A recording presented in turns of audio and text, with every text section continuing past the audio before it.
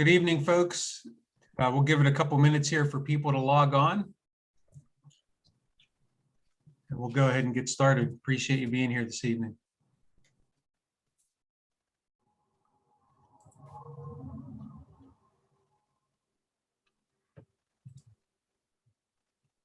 Okay, starting to see some people rolling into the room here. I'm Nick Pinizzato. I'm with the National Deer Association. We are hosting these meetings all across the state on chronic wasting disease. I know it is not a thrilling topic, but it's an important topic, and that's why we're here talking about it. We as an organization work on this issue all across the country. And so we've got a unique perspective. You'll get a national perspective tonight from one of our presenters as well. And then you'll also get a local perspective. Also, Kip Adams, my colleague from the National Deer Association, is here. You're going to hear a lot from Kip. He and I are both Pennsylvania residents, Pennsylvania natives, and Kip is a North Central region resident. I'm a Southwest. We did the Southwest meeting last night. So a couple Pennsylvanians here that are walking in your shoes, if you will, on this issue. So one thing I want to say out of the gate is you have questions.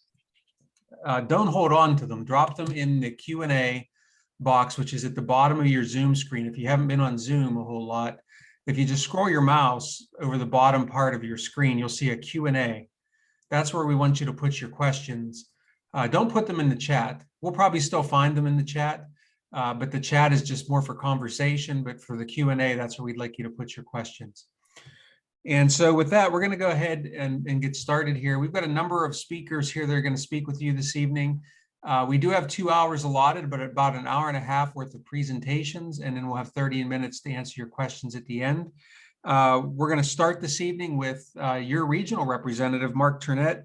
He's a wildlife management supervisor in the North Central region, and Mike Steingraber is also here with us this evening. So good to have you guys. Then you'll hear from Brian Richards. He is with the U.S. Geological Survey. He's a wildlife biologist at the National Wildlife Health Center. His actual title, though, is Emerging Disease Coordinator, and Brian deals with this every day in his job. After that, you're going to hear from Kip Adams, who we've already talked about. He's our Chief Conservation Officer at the National Deer Association.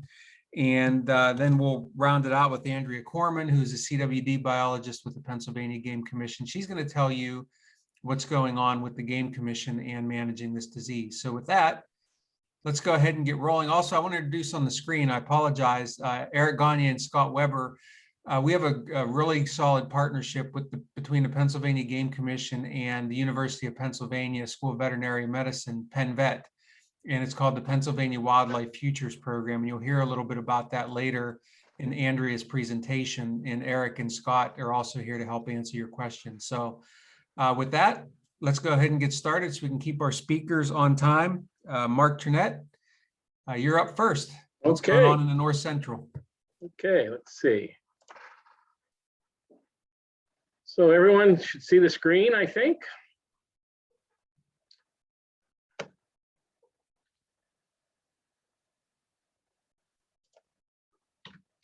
Okay, so the first thing I want to talk about is disease management areas here in the North Central region. We're actually not seeing your screen share. You're not, okay.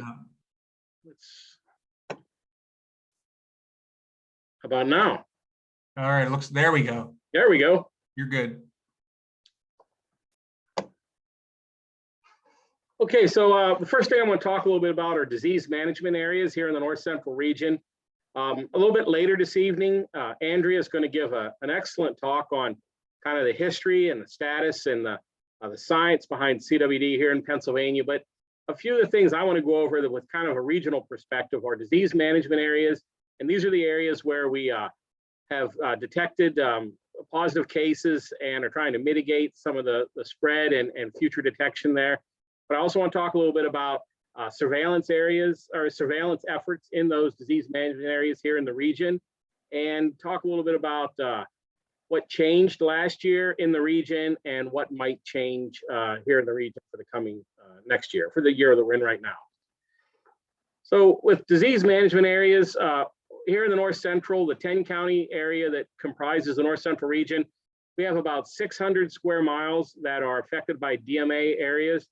We got about 400 square miles in DMA 3 over in Clearfield County. And we have about 200 square miles in DMA2 down in Southern Center and Southern Union County. Last year, some people may have recognized that we had an increase in our boundary that crept into Southern Center and Union County. I just want to give a little background on why that occurred, because that's a common question we get here at the office.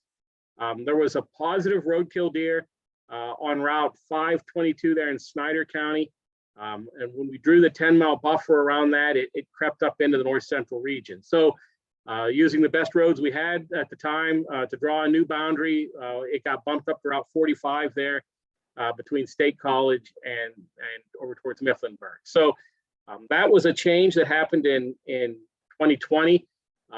And so that's only been out there for about a year now. A little bit about surveillance in those DMA areas. Most of our surveillance effort involves the head collection bins. These are bins that are available in the DMA areas where hunters can deposit the heads from harvested deer out of the DMAs. We actually have 10 of them here in the North Central region.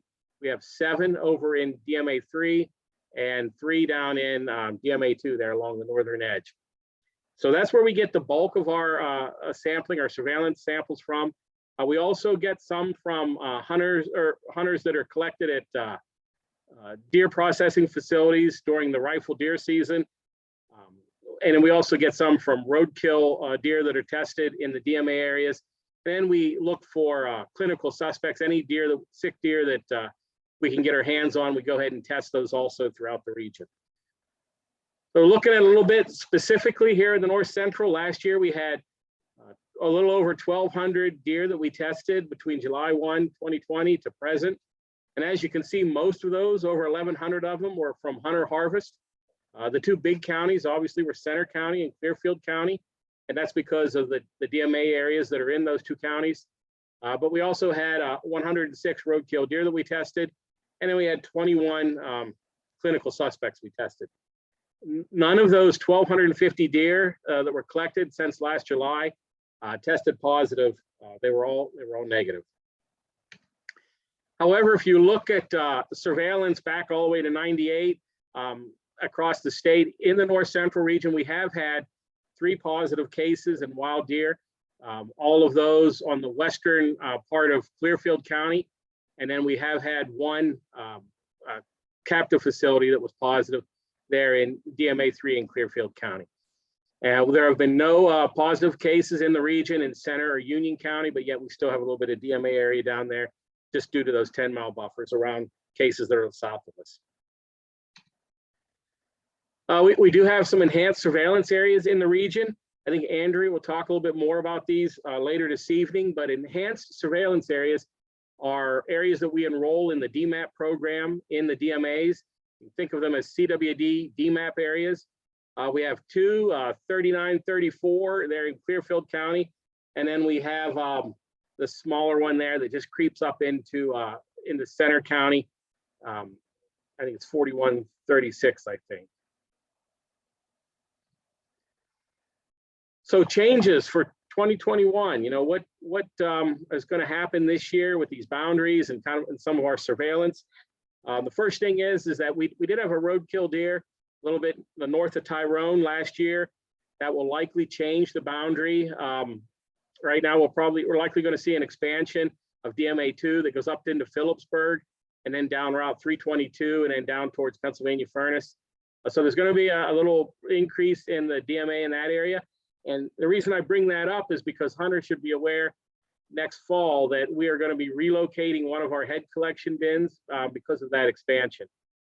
Last year, hunters had an option to use a head bin over there on Route 53 near Osceola Mills in Clearfield County, and that's going to be moved over to Game Lands 33 just south of Phillipsburg along Route 322. And so that's really the only changes we see here in the region. Like the take-home points are that we do have a lot of surveillance going on, but we have not had a lot of positive detections here in the region. So that's kind of my introduction. Kip, let me get to see if I can't get this back. All right, thank you, Mark. Appreciate that. a very local perspective. Now we're going to go ahead and look at the national perspective on chronic wasting disease. And as I mentioned, we have Brian Richards with us. Very fortunate to have him with us to give us this talk. There's frankly no one better to give it. So Brian, whenever you're ready.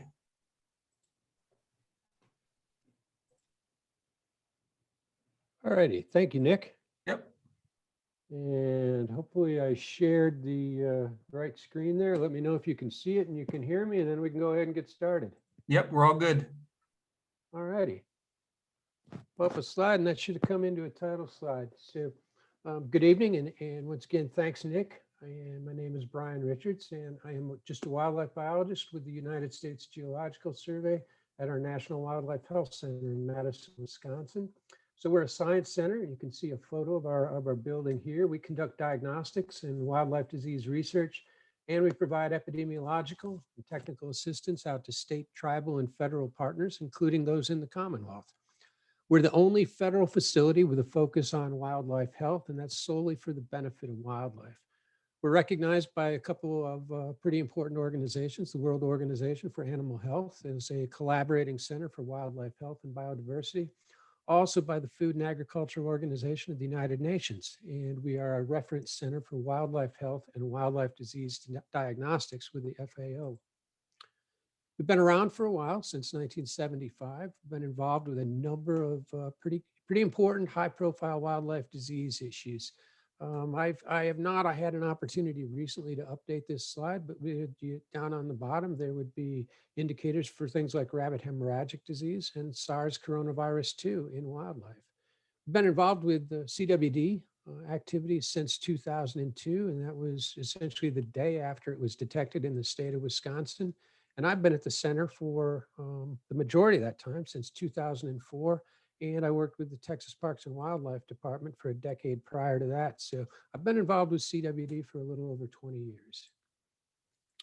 This evening, I'll be providing a short primer and update on CWD, primarily in North America. But I do want to take a moment to thank the sponsors, the National Deer Association, Pennsylvania Game Commission, and the Penn Wildlife Futures Program for sponsoring this event. And to echo Nick, I want to thank everybody, the audience, for taking the time and effort to attend tonight. So to start out, I want to start out with a news item from a couple of weeks ago, an article that was published in Penn Live, written by Marcus Schneck. And so he goes on, and deer killed by hunters last year in Pennsylvania's hot zone for CWD were found to be infected at a rate of 14%, up from 8% the previous license year. Tested more than 12,000 whitetails for CWD last year in Pennsylvania, a good number. Of that, 218 were found to have CWD.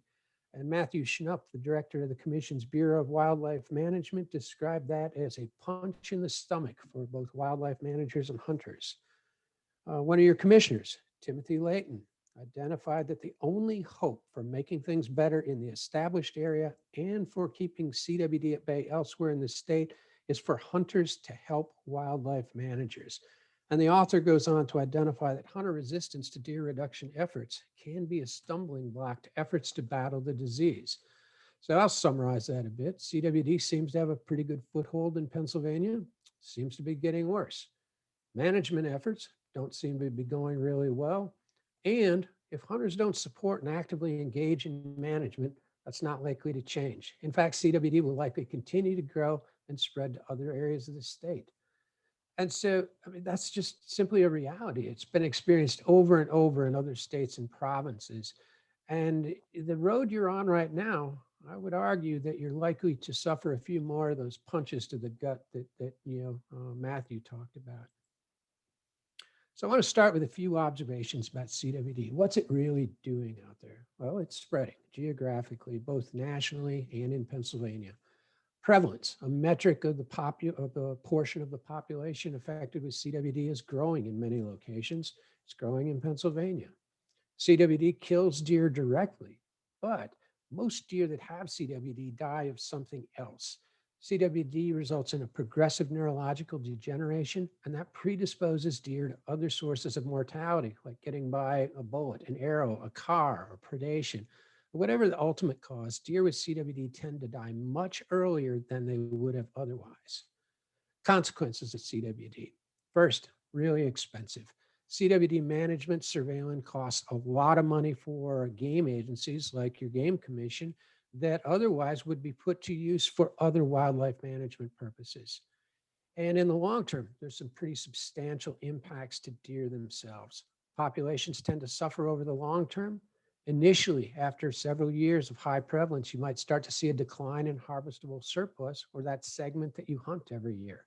And in a few areas with very high prevalence, CWD has actually been documented to drive population decline. Demographic shifts towards younger age classes of deer are also likely to occur. So if your management goal is producing older aged animals, those often managed for and desired by hunters, you're likely not to be able to sustain that goal in the long run. Hunter behavior is also predicted to change. So if you hunt in an area with high prevalence, maybe in that 30, 40 percentile range, either you or maybe a family member, they're going to change your hunting behavior for you. And you might choose either to hunt elsewhere or to stop deer hunting altogether. And that circles back to the ability of the Game Commission to manage not only deer, but all the other resources that rely on hunting license dollars. So we start out, and every good presentation should have a picture of a deer with CWD. So is this one? Well, I can't really tell you by looking at a deer whether it has CWD or not. Nobody can tell you whether this deer has CWD, because a deer with CWD looks and acts perfectly normal for many months before it starts developing those classic wasting, appearance.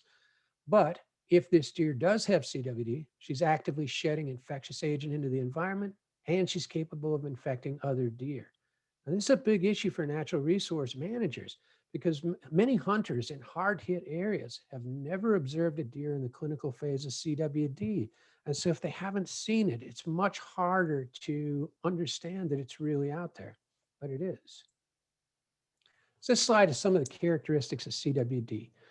It's a transmissible spongiform encephalopathy in the same category of diseases, which include Creutzfeldt-Jakob's disease in human and bovine spongiform encephalopathy in cattle. Hallmarks of TSEs include a long incubation period, progressive neurological degeneration, followed by a relatively brief clinical phase and death. CWD and its cousin disease, scrapie sheep, are really unique among TSEs in that diseased animals shed infectious agent via bodily fluids, saliva, urine, feces, and they can directly infect other herd or flock members. Deer become infected by ingesting or inhaling infectious agent. Transmission can be via direct contact with another infected animal or indirect with a contaminated environment. Vertical transmission, or doe to fawn prior to birth, has been documented, and we don't really understand the extent of the role that plays in nature. Protracted incubation period followed by a brief clinical phase. Infected animals shed infectious agent long before the onset of clinical disease, and those shed prions can persist in the environment for years, maybe even decades, and then it serves as a reservoir of infectivity for other animals. We tend to see higher infection rates in males and in older age classes of each sex. We can test for disease in live deer, but it's really hard. So the majority of the surveillance samples are collected from hunter-killed animals after their death. At this time, our management tools are pretty limited, and there's little evidence of widespread genetic resistance in free-ranging herds. So the combination of these characteristics really does make CWD very, very challenging for a natural resources management agency. So what's CWD do to that individual deer? Well, as I mentioned, CWD is kind of a death sentence. Every deer that gets it is going to die sooner than it otherwise would. If disease runs its full course, it's maybe a couple of years, but due to that progressive neurological degeneration, most CWD positive deer die from something else, and they die even sooner. So that's the basics of what CWD is and what it does to deer. But there's lots of deer out there. So why would we care about CWD? Well, there's a couple compelling reasons. In 2016, Drs. Mike Miller and John Fisher presented a paper at the North American Natural Resources Conference, and they described the first 50 years of our experience with CWD in it. And in that paper, they posed two overarching reasons why we might be concerned about CWD. First, CWD is very hard on deer populations in the long term. And the second is that we cannot rule out that CWD could someday become a human health issue. That remains an open question, but health experts like the Centers for Disease Control suggest not consuming venison from CWD positive deer. I'm going to go through now some of the data and science regarding what CWD might be doing at the population level to cervids, or members of the deer family. So here's the current documented distribution of CWD in North America. It's been detected in 26 states and 3 Canadian provinces in free-ranging deer and or commercial captive facilities. On the captive side, CWD has now been detected, I believe, in 152 facilities in the US and 128 in Canada. So on this map, the polygons represent CWD in where it's been detected in wild deer, elk, or moose. And those dots or circles on the map represent captive deer operations where CWD has been detected. CWD has also been documented in South Korea and in Scandinavia, in Norway, Finland, and Sweden. So pretty clear. CWD's got a pretty substantial geographic footprint, both in wild and captive deer. I'm going to take you back now in time to 2005. And this was a couple of years after CWD was detected in Wisconsin, and right after CWD was detected both in New York and in West Virginia. So things look quite a bit different than they do today. Now we're going to fast forward to 2013, right after Pennsylvania had announced their initial detections in wild deer. And there'd also been a captive deer farm that had been detected in 2012 in Adams County. So now I'm going to zoom back to the current time, and you know that it really does look different. And CWD has moved dramatically over the course of the last couple of decades. So now I'm going to hone in on Pennsylvania. So again, this is right after your initial detection in 2012, and CWD had already been documented in West Virginia, Maryland, and a single county in Virginia, plus that captive facility in Adams County. Now back to the current time. CWD has been detected in wild deer in 14 counties in Pennsylvania and more to the south, and it's been confirmed in 28 captive deer facilities in Pennsylvania. I do want to note that this map, I highlight entire counties, even if there's only a single wild positive in that county. That's the only data I really have access to at the national level. And so when I display a map at the national level, it's fine. When we zoom into a smaller regional area, it does tend to exaggerate where CWD has been confirmed. But that being said, the way CWD is tending to spread, it likely won't be an exaggeration for very long. Now I'm going to go take you to some data from my home state of Wisconsin. And so on this map, the red squares are 1 mile sections where CWD has been confirmed in 1 or more hunter-killed deer.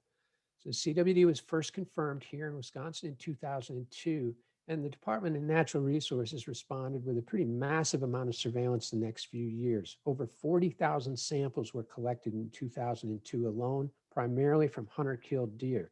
So this map really is a pretty good approximation of where CWD was in 2005. Now up to the current time. CWD was detected in 1,578 deer in Wisconsin last year alone. And that's out of just under 19,000 samples.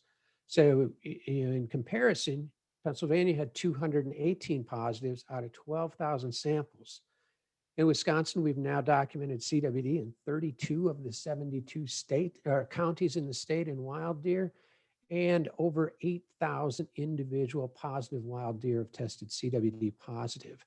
And I recall sampling's voluntary in our state, just as it is in many. So the number that's been detected is but a subset of the actual number of positive deer killed by hunters, and certainly a subset of what exists today in the wild. In addition, we've got 29 captive facilities in the state of Wisconsin where CWD has been detected. So pretty dramatic expansion in CWD's footprint nationally, here in Wisconsin, also in Pennsylvania. So what about prevalence? Is disease increasing as well? Here's some data again from Wisconsin. Those 3 red dots are areas where CWD is performing very well in the state. Now I'll zoom in on one of those prevalence charts. The curves represent the proportion of deer that tested positive and how that increased over time. So you can see in this zone, CWD was essentially non-existent back in 2002 and for several years afterwards. Then it really took off. So today, if you shoot a mature buck in this zone, it's literally 50-50 odds that that deer has CWD. It's 1 in 3 odds in adult does and yearling bucks and 1 in 5 in yearling does. So here's an image from the Game Commission website showing CWD testing results. And I think this shows results for all samples collected last year. Reported percent positives, pretty small, 2%. But look at the rate of growth in that bar chart on the lower right. The rate of detecting positives is increasing pretty rapidly. This time I selected adult males and hunter-killed deer only. So I think the geographic range is restricted to the CWD DMUs, but you're up to almost 5%. And we'd expect that, as adult males are more likely to be CWD positive than other herd segments. But take a look at that growth trend again in the lower right. So here I sketched an exponential growth curve over the top of the chart, and the fit, at least visually, is pretty good. So unfortunately, I'd argue that CWD appears to be forming in your core area in a fashion very similar to that of Wisconsin, places like Alberta, Saskatchewan, and other places. And realistically, why wouldn't it? What's PA doing today? What are you willing to do tomorrow and next year to alter that trend and outcome? And earlier I mentioned that one of the potential long-term outcomes is hunters changing their behavior in CWD zones. So I've got a good friend who's very active in both CWD and social media, and he started earlier this year soliciting what he calls CWD stories from some of his contributors. And here's one from the very core area of Wisconsin. So in 2014, this group of hunters leased some land for hunting, literally in the core of CWD in Wisconsin. They had it for 4 years, and during that time frame, every single buck they killed was CWD positive, 12 plus CWD positive deer. It became so bad that they gave up the lease and checked out. Could not stand shooting the deer and not being able to eat them. So I think that's a pretty sobering statement. And that's what CWD ends up doing. And I can't imagine wanting to hunt there myself. So what can be done about CWD? What's the Commonwealth willing to do about CWD? And remember Commissioner Layton's guidance about needing hunter support. So I have to insert a caveat when discussing management options, because Pennsylvania is not my home state. I don't have management prerogative or authority, or anywhere else for that matter. So I can't tell you what to do. That's ultimately your choice, but there are some opportunities. So I'd argue that CWD management is kind of a two-part story. First, if you don't have it, you might want to consider doing pretty much everything you can to keep it that way. And you have some control here. Identify the possible ways that CWD could come to you, and people are involved in most of those mechanisms. Then you implement regulatory measures to try and get in the way of these processes. But regulations on their own are likely not enough. You need information and education for stakeholders as well. I believe a well-informed populace is more likely to make better choices and to reduce risk of moving CWD around. Another caveat, if you're really close to where CWD is in the wild, those precautionary measures will likely be less effective. We might be able to get humans to stop moving CWD, but deer are going to continue to do it themselves, and that's really hard to address. So part 2 of the story is if you do have CWD, then you have the opportunity to manage it, do something about it. But realistically, try and do something that's measurable and meaningful in ways that can alter disease outcomes.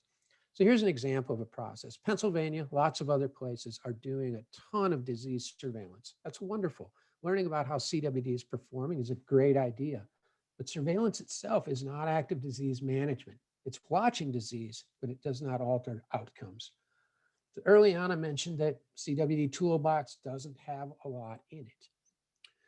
Well, what would a really good toolbox look like? For CWD, I'll identify some of the tools that I think could be really useful, and hopefully someday we'll have some of these.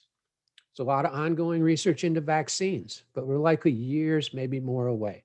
And even if we had a vaccine, it'd be a pretty significant logistical hurdle trying to vaccinate millions of deer across such a large swath of North America.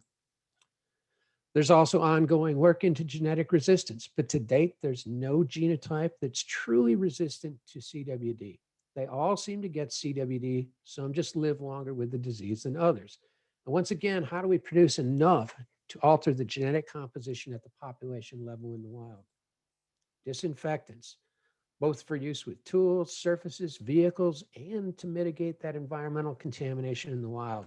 That would be really important. If we could somehow identify remotely whether a deer has CWD and then selectively remove only positives from the population, we could really start to alter outcomes. And better tests, especially ones where we can determine whether CWD is in a geographic area or not without ever testing a deer. Now we're making progress on that one, but again, just knowing where disease is does not alter outcomes. It's still watching, but watching with a better tool. Again, we don't have these tools today, but it makes a lot of sense, at least to me, to do what we can to address CWD now. And then if we get these tools, it'll be easier to apply them. So what do we have for tools today? Essentially, we have the same thing we've had for a long time: lethal removal of animals from affected populations. That works both inside fences and in the wild. There's different ways to use this tool depending on your situation and goals. But it's a tool that does hold promise if you were to wield the tool in an aggressive, sustained, and targeted manner. Last 2 points are really critical. Are there impediments to removing deer in Pennsylvania today? Are there seasons, bag limits, restrictions on any group or cohort of deer that prevent willing hunters and landowners from taking this task on? And are there any mechanisms that the Commonwealth could adopt that might compel reluctant stakeholders to participate? Experience suggests you're going to have to think outside the box to be successful with this disease. Good news is, don't have to start from scratch. Here's a couple of resources I highly recommend you take a look at. The Association of Fish and Wildlife Agencies, or AFWA, recently published a set of best management practices, and the Western states and provinces, who dealt with CWD longer than anybody else, has published a set of adaptive management guidelines. These are available online, and I'd encourage anyone interested in CWD to take a look at them. So here's the core of the best management practices for actively dealing with CWD in the wild. Make a lot of sense, and they represent the best available science and experience. First, targeting the deer most likely to have CWD. Remember, that begins with adult males. Next, targeting animals in CWD hotspots. The analogy there is like putting out a campfire before it shoots sparks out and lights a forest on fire. Season timing. Do you have an open hunting season when males during the peak of the rut are most vulnerable? Do you allow the use of the most efficient weapons to be used during that time frame? And are there limits on the number and kind of deer that hunters can take? Reducing density in CWD zones. Lowering the population, you end up lowering the number of positives out there on the landscape. Now, that won't directly reduce prevalence, at least in the short term, but it will reduce the number of positives on the landscape. And that's a good thing from a disease management perspective. And eliminating practices that congregate deer: baiting, feeding, lures, both natural and artificial. They're all designed to attract deer to a specific place and time, and all of those enhance the risk of deer-to-deer transmission. So we have tools that can be employed, but when we look at the maps, the prevalence curves, it doesn't seem like we're having much success. Well, why is that? That's a photo on that slide of Aldo Leopold. Dr. Leopold is known as the father of wildlife management. He was a prolific writer. So I'd suggest, if you're interested, pick up a copy of his writings entitled The Sand County Almanac. If you're really into wildlife and ethically managing the land, you'll thoroughly enjoy that book. But Leopold identified wildlife management as a three-legged stool, and you have to have all three legs to be successful. Now, even in 1943, he recognized that people management was the hardest of the three legs. And CWD is absolutely a prime example of this. So Dr. Jordan Pachenik is a retired social scientist from the Wisconsin Department of Natural Resources. He's a true human dimension specialist. And these next few slides are from a talk he gave shortly before he retired. And they're based on over 15 years of working with stakeholders on CWD in the state of Wisconsin. In Wisconsin and elsewhere, including Pennsylvania, when CWD is initially detected, there's a lot of support for actively addressing CWD. After all, it's the Game Commission's mission to provide healthy wildlife. Landowners don't want CWD, and hunters generally support some measures to harvest more deer, but there's a caveat. They have to be convinced that their individual efforts will make a difference, and even if there's strong support initially, it tends to wane over time. Well, why is that? So it turns out there's a host of what Jordan referred to as restraining forces that push back against the will to support active CWD management, and eventually these forces overwhelm. So things like sharpshooting, bounties for deer, not popular. Evidence Remember how few hunters have actually seen a CWD positive deer in the clinical phase? Hunter ethic. Many hunt for sport and tradition. So asking them to become disease managers is really challenging. And even if they are willing, hunters have a consumption limit. So they're unlikely to harvest a lot of extra deer if they cannot use them. Many are not in favor of the type of population reduction that might be necessary to alter outcomes. There's doubt. This creeps in over time. There's a lot of alternative theories floating around on the internet and social media that fuel doubt. And what about risk? Many believe there's little to no risk to either deer or humans, and so are unwilling to do anything. So we begin with attitudinal support. Nobody wants CWD, but what we lack is that behavioral support. And attitudinal support has failed over and over again to translate into sustained behavioral support for actively and aggressively managing CWD. So what are the issues we have at hand? Well, pretty clear ones. Keeping CWD from moving farther across your state and North America. Managing the disease where it is today in ways that can alter outcomes. Managing CWD in the commercial captive cervid industry.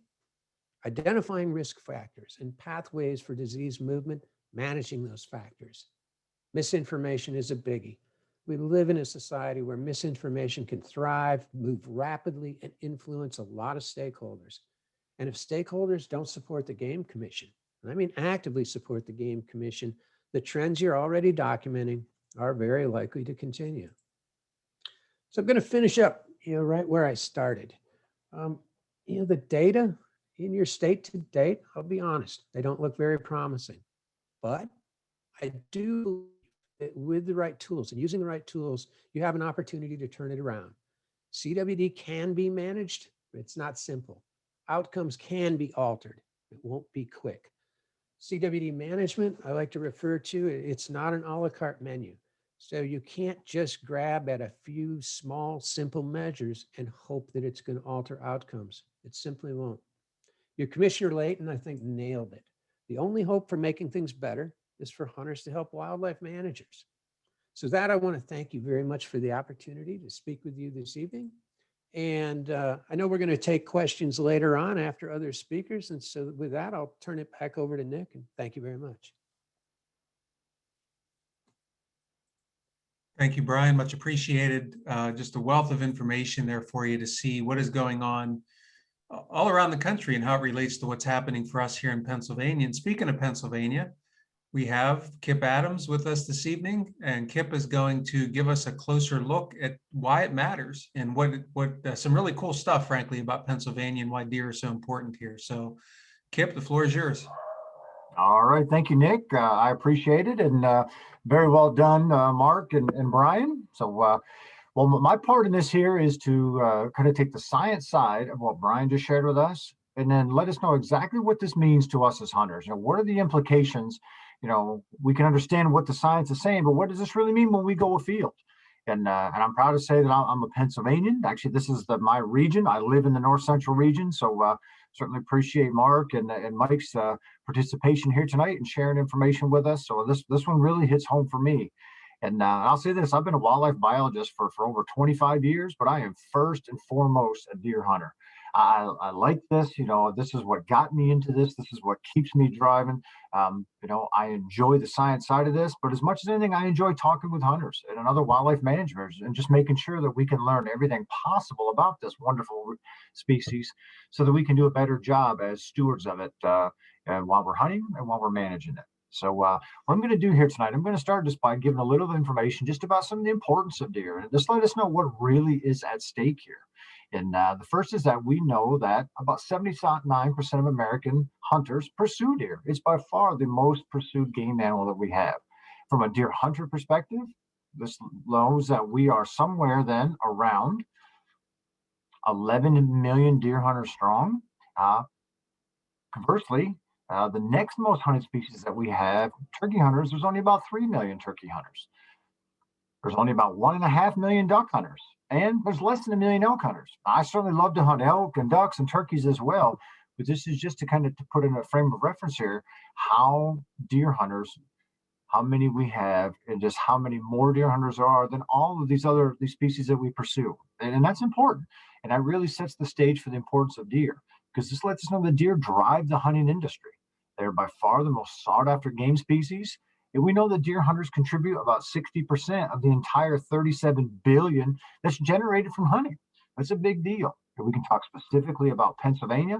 We know that in the Commonwealth here, hunting contributes about 1.6 billion annually to our economy. So having a healthy deer herd is extremely important, not just to deer hunters, but to anybody who lives in Pennsylvania.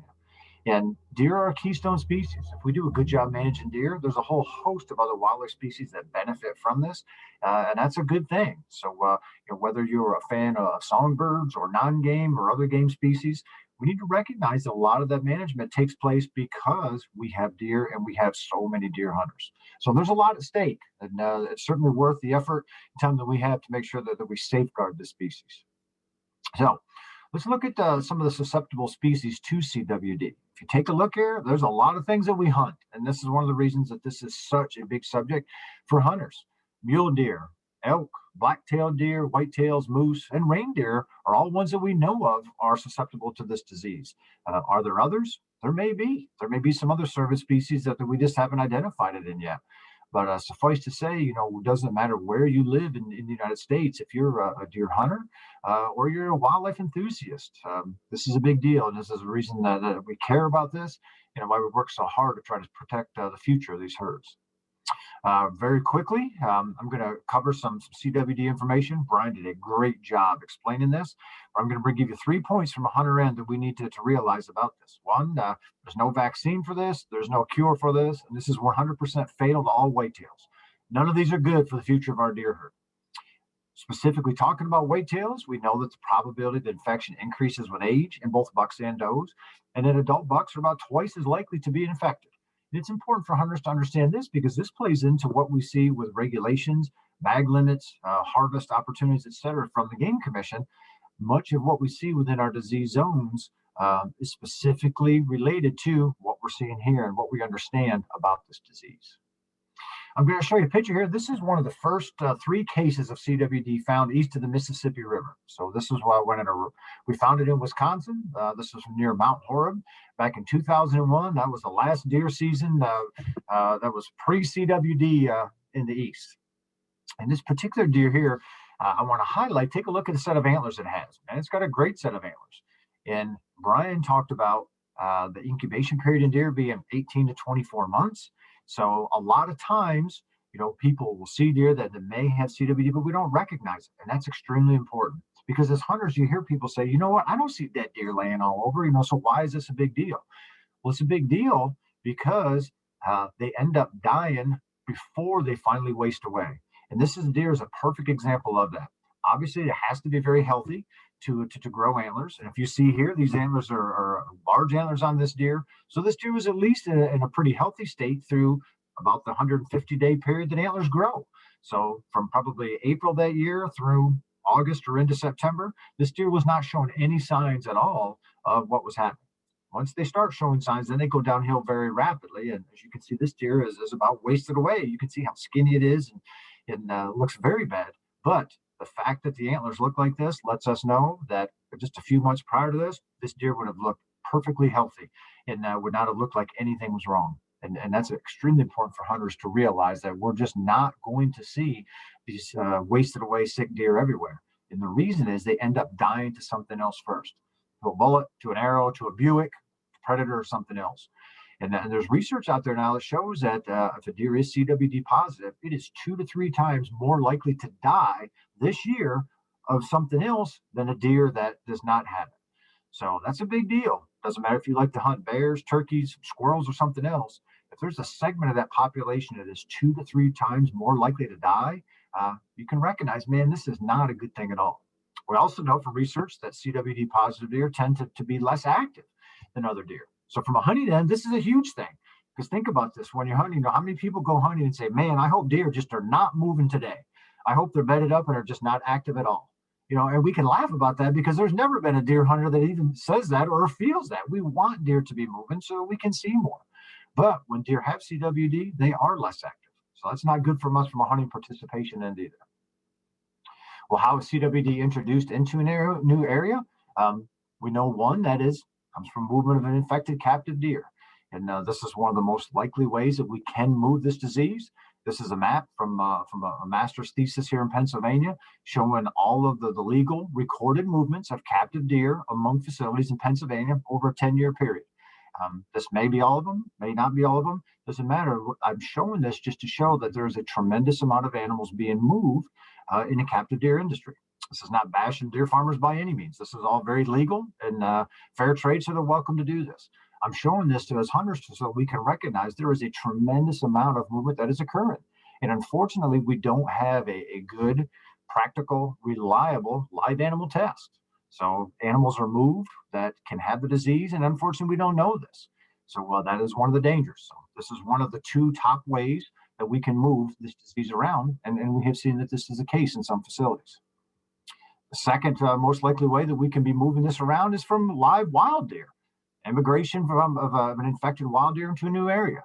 A lot of research in Pennsylvania and elsewhere show that half to 3/4 of the yearling bucks are going to disperse from their natal range and travel 1 to 5 miles away to set up new home range. So if they have that disease, they're taking it 1 to 5 miles away and potentially infecting other deer where they set up shop.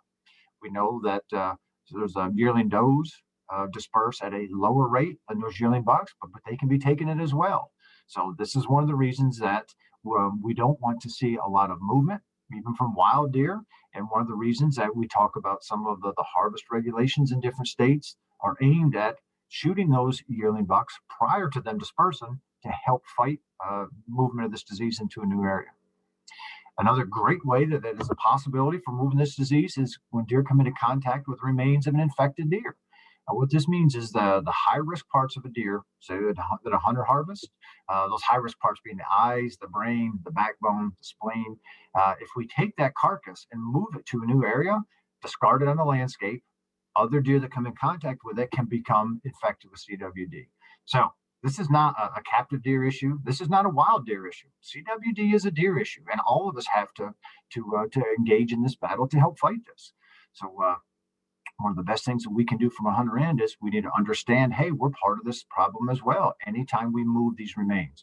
So that's why you see regulations from the Pennsylvania Game Commission and many other state wildlife agencies that don't allow you to take these high-risk parts of a deer that you harvested outside of that disease zone, and also why a lot of states close their borders to these parts being coming into that state by hunters in other areas, either traveling through their state or returning home.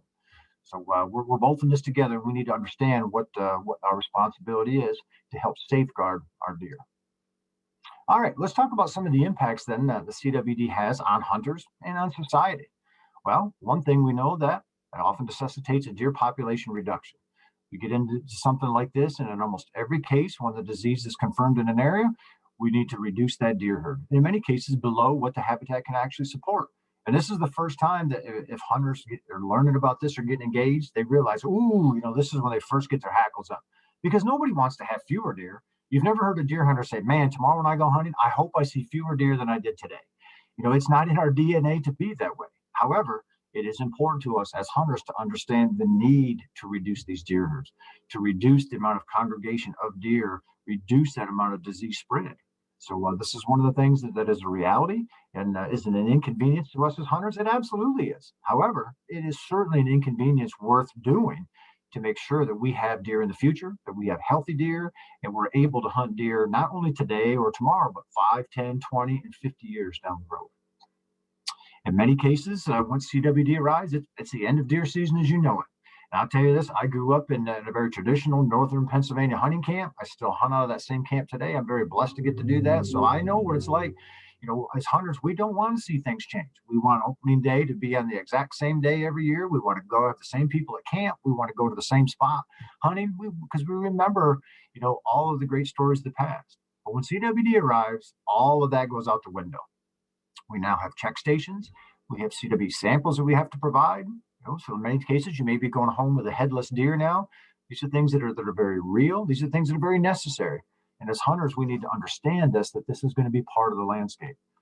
In addition, Once you get this, we often end up with movement regulations. This is what I'm talking about, not being able to move those high-risk parts of carcasses out of disease zones.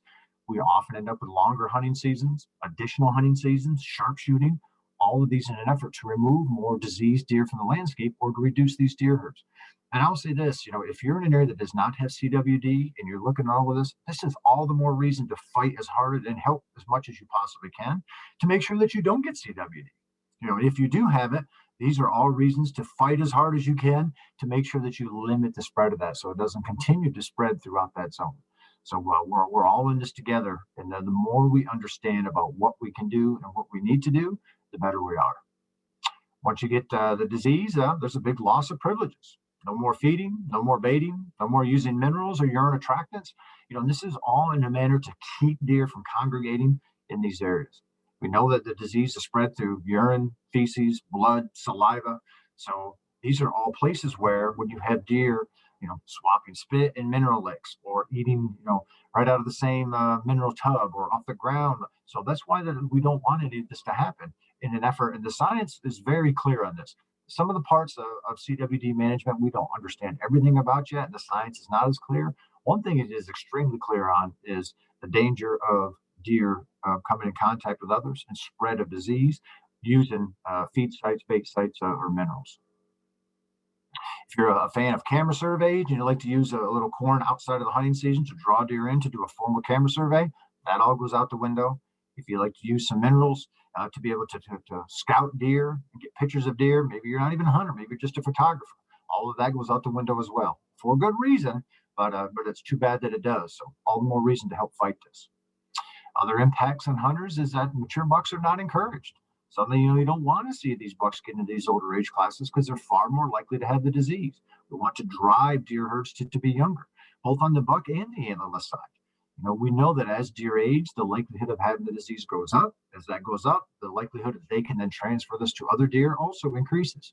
So textbook with this is we would drive deer herds very low and drive them very young. That's how we can beat this disease on paper. It doesn't always work like that in the real world because we need hunters to implement that plan. However, we do know that if we can keep deer ages younger and deer herds lower, we can do a much better job keeping the disease from spreading. Once we get the disease, we know that license money will be diverted from herd and habitat management programs. I'm going to use Wisconsin as an example here. They've had this longer than anybody else east of the Mississippi River. And just taking a look at now, we have to spend money on CWD sampling, monitoring this disease, surveillance for the disease, all very real things. And to give you an idea of just how expensive it is, the Wisconsin DNR spent over $50 million on this. A tremendous amount of money. It's all very necessary. I am glad they did it. And I wish they had more to spend on it to get an idea of exactly prevalence rate, rate of spread, where it is, where they can attack it. But just think for a second, if they'd never received or never confirmed CWD, if they didn't have it and they had all this extra money that could have been spent on hunter access issues, land purchases, habitat enhancement issues, all of this other thing. So there's plenty of other good uses for this. So I give you this just to show you that CWD is extremely expensive. Whether you found your first case or your thousandth, it is really, really expensive. We know that once it arrives, hunter participation rates can decline. I'll show you some more data from Wisconsin. This is the last hunting season that they had prior to confirming the disease. Next year, they sold way fewer hunting licenses. People were scared.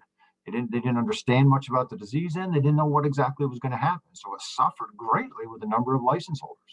The next year, it rebounded a little bit, but over the next 10 years, it never did get back to where it was. We have a huge problem right now in the United States with hunter numbers on the decline. Hunters are aging out, and agencies doing everything possible to recruit new ones and to retain hunters that we have. So we certainly don't need something else, whittling away the number of hunters that we have because they're either afraid to hunt or unsure about the safety of the meat. So this doesn't do us anything good for enhancing hunter numbers. And there may be some people say, well, you know what? I don't really want to have a lot of other hunters in my area anyway. So is fewer hunters such a bad thing? And I will say, yes, it absolutely is. Because when hunting participation rates decline, that means fewer hunters lead to less money for wildlife. Now remember, almost all of our wildlife management programs are funded through hunting systems, license sales, the excise tax on hunting equipment. So There's a lot of things out there, particularly if you want to talk about from the non-game end and songbird end, that if it wasn't for hunters, there wouldn't be money to manage a lot of those species. So we need to have fewer hunters. We need that money to fund our wildlife management programs. And also, fewer hunters leads to less advocates for hunting. This does not help us at all. Today, only about 4% of the U.S. adult population purchases a hunting license. Think about that, 4%. We are in an enormous minority. And some people will say, well, I'll be able to hunt because it's my God-given right. And you know what? I wish that was true. That is not true at all. We don't get to do anything in the United States because 4% of us want to do something. We get to hunt today because fortunately about 80% of the American adults who are 16 years of age and older support hunting, support legal, ethical, regulated hunting. That's why we get to hunt. So it's because of that. So the better job that we do from a public image standpoint, the more likely it is that public support will remain high. So fewer hunters absolutely leads to less advocates for hunting, and that does not help us at all. Other repercussions here, we have economic repercussions once CWD arrives. In Missouri, when CWD first hit the scene, we know that there's no way to decontaminate a CWD positive site. And so what they saw was land values that declined on average of $200 to $400 per acre. It's a big deal. Recreational land is a very big deal for a lot of people wanting to buy it for, a place to go to the woods or, a place to go hunting. Suddenly it's not worth nearly as much because we know that we can't get rid of it. Brian talked earlier that once these infectious materials are in the soil, they can last for years and sometimes even up to decades. So at least with what we know today, we can't get rid of it out of the soil. And fortunately, science is trying to find a way. There's a lot of research looking at this, but as of right now, we cannot decontaminate a site that's had it. No state has won the CWD battle. Those prions stay there for years. The disease continues to spread. This is very different than the prion disease in cattle. Brian talked about the bovine spongiform encephalopathy. That's the mad cow disease. If a cow has this disease, it cannot give it to another cow unless you grind its brains up and feed the brains to the other cow. That's the only way. You can have all these cattle together and they're not transferring. It's very different with deer. With CWD, if a deer has it, it absolutely can give it to those that are around it. So that's how it continues to spread through these deer herds and why it's so important to keep these prevalence rates as low as we possibly can. I'm going to share some graphs here that Brian showed as well and talk just a little bit about kind of a perspective where we are in Pennsylvania. I'll show you 3 different ones here, 3 different counties from Wisconsin. This is, you see in the red line here, South Central Iowa County. Look all the way back at 2002, when they first identified the disease. And they have 4 different lines on here. We'll just look at the dark blue line. That's the adult males. Those are the bucks that are 2.5 years and older. Only about 1% of the bucks in this area had CWD back when they first identified it. But look what happened when they fast forward 12 years. Look at that growth curve. If you just look at the blue line, what that meant was by 2014, about 30% of their bucks that were 2.5 and older had this disease. This is exactly the growth curve that we have seen in other places as well. And this is exactly what's going on in Pennsylvania today and why the Game Commission and us are fighting so hard to keep the prevalence rates in Pennsylvania at the left end of this, because we know they're going to end up just like this curve if we don't stop it. And if 30% of the bucks in this area having it aren't enough, if we can take a look at southeastern Richland County, where 35% of their 2.5 and older bucks had it. We can look at North Central Iowa County, 45% of their bucks had it. Obviously none of these are good for the future of this deer or for the future of hunting in these areas. So this is what's at stake here, and this is what we're trying to protect. All right. So from these any implications for deer management? Well, we know that if we don't do anything in Pennsylvania, what it's going to mean is that we're going to have fewer mature bucks in the future. We're going to have lower deer densities in the future and fewer disease-free deer. Hunters don't want any of this. And this is part of the reason that we're sharing this information, is to impress upon everybody how dire this is if we don't do something severe about it right now. Brian talked about what's going on in Pennsylvania and all the increased efforts, and they haven't seen great results from them yet. And what that means is that we just need to enhance what is going on and take them to even the next level. So, hey, you know what? I am an optimist. Hunters have answered the bell before and have saved issues from the deer world that were this big or maybe even bigger. And I'm completely confident that hunters will save this one again. We know more about this disease today than we have in the past. Agencies are doing more about it. Agencies are engaging hunters at a higher level than we ever have before. And as a hunter, I'm completely confident that hunters can answer the bell. They just need to understand the severity of this and be willing to fight for something that's as important as deer. All right, let's talk about the safety of this. CWD venison safe to eat? Well, according to both the World Health Organization and the Centers for Disease Control, currently there's no evidence that humans can contract the human form of this prion disease, which is Creutzfeldt-Jakob disease. However, they both strongly encourage us to not eat deer that come from a disease zone until you receive a satisfactory test on them. The only way to know if this deer has the disease or not is to have it tested. You cannot look at the deer and understand it has to be tested. The National Deer Association follows these recommendations, and we strongly encourage anybody hunting in a disease zone to have your deer tested and wait until you get a satisfactory test result back before you go ahead and eat that deer. But you know what? Some people say, I'm going to eat it anyway. I don't believe in the disease. I don't care about it. I don't think it's going to hurt me. And I understand that. I mean, we live in a free country, that's your right to think that way. However, even if you choose to eat deer that has CWD, or maybe you're not sure because you didn't have it tested, you want to feed that to some little boy, maybe it's in your house, or your little girl, or your niece, or your nephew, or how about that family down the street, that needs a little extra meat and that you're kind enough to share some venison with. I would hope that you would stop and think, that maybe I should follow the scientific recommendations here and get this deer tested. It's important from a testing end that our agencies have these deer so that they can measure prevalence rate in these areas and rate of spread, because the more they understand about that, the better job they can do at attacking that and helping minimize it. So they need it from the sampling end to make sure that we can do the best thing possible for the future of the deer herd. And then the second part of that is just from the safety end. Let's just be smart about this. There's no need to be in these without being tested. Say this, I'm not a worrier at all. My wife would be the first one to tell you that I don't wash my hands nearly enough. I don't take nearly enough precautions in most things that I do. However, when it comes to this, I get deer tested that if I'm in a disease zone, and I wait for these results as well. I don't want to put my family at risk, and certainly any of the other families that we share venison with at risk any given year because of me just being foolish and not following these recommendations. All right, let's kind of close here then and just talk about what we're really trying to safeguard here in Pennsylvania. We do an annual deer report every year through the National Deer Association. You can get any of these from our website. They're all free downloads, where we survey all state wildlife agencies and we collect information on bucks and antlerless deer harvest, age structure of these. We put this all together, then we can compare kind of how does Pennsylvania fit into our neighboring states as well as those across the country relative to deer harvest. And I will say this, everybody likes to pick on the Game Commission and complain about different things, but you might be surprised at just how well we stack up to a lot of other states. If we take a look at the top 5 list of states who kill more antlered bucks than anybody else, Texas is almost always at the top of this list, right? They're a huge state. They have a lot of deer. They have a lot of deer hunters. However, look, we are always on the top 5 list here too. And even more importantly, we can take a look at this and compare this on a per square mile basis. So we can get a little better apples to apples comparison on exactly what's going on. If we take a look at buck harvest on a per square mile basis, we see we do actually even better. We were up even one more notch with Michigan barely beating us for being number 1 in the country from an antlered buck harvest standpoint. Well, how about we take a look at the antlerless side? Because this is really where the rubber meets the road. You have to be harvesting an adequate number of antlerless deer to keep deer herds in balance with a habitat. And once you have disease, you need to be harvesting even additional antlerless deer to keep these deer herds from growing too high and allowing this disease to spread. Well, on this, we're on this top 5 list again. We're actually up one higher. We're number 2 here. If we take a look at this on a per square mile basis, we see we are right by the top as well.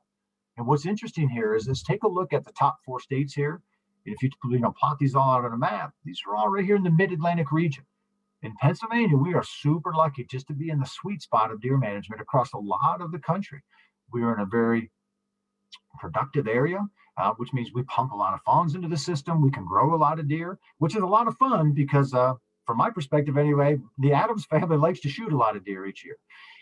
But what this means is this gives Pennsylvanians a tremendous opportunity to harvest a lot of deer. However, with that, there also comes a lot of responsibility. That means that we need to go above and beyond and harvest even an additional number of deer to be able to keep these deer herds where we need to be in balance with their habitat, and even more so when we're talking about these disease zones. And you may be surprised that actually, if you look across the country, how few people actually kill a deer. We look at this nationally as well, and only about 41% of all the hunters in the U.S. that bought a hunting license last year killed a deer. Think about that, only 41%. All the states have at least a 1 buck bag limit, some of them multiple buck bag limits. and they can harvest multiple antlerless deer, but only 41% of hunters shot a single deer. Now, what's even more amazing is that only 18% of all the hunters shot more than one deer. So think about that. Less than 1 in 5 hunters in the whole country will shoot more than one deer this year. And you know what? In Pennsylvania, it's even worse. Only 37% of our hunters shot a single deer, and only 13% shot more than one. So we have a real responsibility here. We have a very productive deer herd. We have a growing deer herd. As hunters, we need to step up to the plate and harvest deer at an even higher rate than we have been harvesting in the past. We have great age structure in our bucks, and in most cases, that's really, really good. Problems come into that when you start dealing with disease. As you see, these older bucks are just far more likely to have it. So we actually need to be harvesting bucks and antlerless deer at an even higher rate in Pennsylvania to do the best job we possibly can to battle this disease and to safeguard the future of our deer herd. And if you say, you know what, I can't eat that many deer, hey, that's fine. There's a lot of places to donate it. 1 in 7 households in our country today are food insecure, meaning they don't have enough protein. So today they don't have that. Imagine that in today's day and age, families not having enough food. And here we are as hunters, we can be the absolute heroes in this. Harvest an additional deer that needs to be harvested. That's better for the deer herd. If you don't want to eat it, we can donate it to family down the street or your church or the soup kitchen or whatever. So we have a great opportunity to help deer herds and help families at the same time and make hunters look like the heroes all the while doing it. So that's a pretty special opportunity that we had. Well, I'm going to end here with that and say, you know what? Pennsylvania rocks. If we take a look at how we fare across many of the states, we are one of only 3 states in the country to shoot over 300,000 deer annually in 2019 and into the 20 season. And I use that because that's the last hunting season that all states across the country have their hunting season data already available and analyzed and to us to be able to take a look at. So in that 2019 season, our hunters harvested 3.6 antler bucks per square mile. Michigan is the only state in the country that shot more, and they barely edged us out. The 11th year in a row, over half of our antler buck harvest was at least 2.5 years old. And in fact, it was the highest percentage ever recorded. We also shot over 5 antlerless deer per square mile, which puts us right at the top. If you look at that last bullet, there's not a single state in the whole country that shot more deer per square mile than we did. So as Pennsylvanians, we should be extremely proud about that. And a cool thing is we have an opportunity to go even higher with that. And as we do go higher, it will be better for us. It'll be better for our deer herd, and it's going to be better for the future of hunting. So I'll end with a current status. Well, there's a lot of concern about the increased spread of CWD, both within new states and new areas within states that currently have it. But there's also a lot of concern about the future of wildlife management, deer herds, deer hunting, and all wildlife management, because so much of this comes off the back of deer hunters, which requires healthy deer to be able to do this. So is CWD the end of deer hunting? I'm going to say no, it's not. But we absolutely have to be vigilant to minimize transmission of CWD in existing areas, prevent introduction of CWD into new areas, and support research in the Game Commission's efforts with this disease. Together, we can solve this, but it absolutely requires us working at a higher level than we ever have before. This is our recommended practices for hunters to live in these zones. This is a free download. It's available at our website at deerassociation.com. We actually have an entire CWD resource center that we encourage you to go and grab, and you can pull any information you want off there to learn more about CWD and what we as hunters can do to be able to help fight this terrible disease. This is my email address. We're going to take questions here when we get all done tonight, but after the fact, if there's anything that I can do to help, if there's any questions that I can answer after the fact, by all means, please feel free to email me at any time. I'm glad to help and do everything possible to talk deer or habitat with you and help hunters get painted in a little better light and take the next step and fight CWD. So with that, Nick, I will turn it back over to you.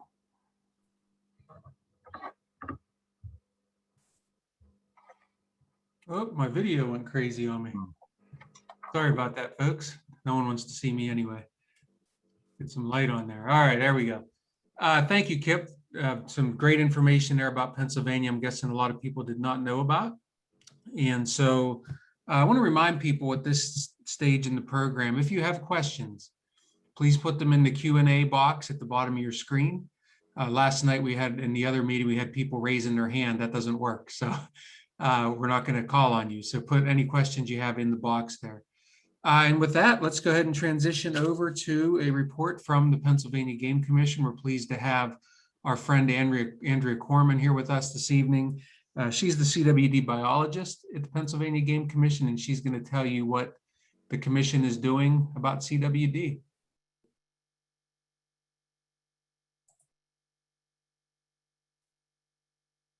I think you might be on mute, Andrea.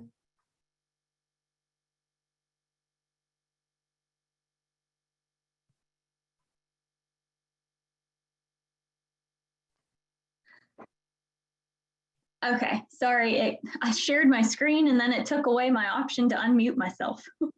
All right, so let me share my screen again here. Okay, can you all see that? Yes. Okay.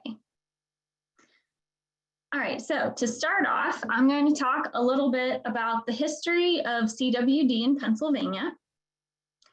So CWD surveillance has been ongoing since 1998, and as of today, over 107,000 deer and nearly 1,600 elk in Pennsylvania have been tested. In 2003, the first Pennsylvania interagency CWD response plan was developed by agencies like the Game Commission, Pennsylvania Department of Ag, USDA, and many others. This was also the beginning of statewide sampling, where previously only clinical suspects were tested for CWD. Then in 2006, authority over the captive cervid industry was transferred from the Game Commission to Pennsylvania Department of Ag.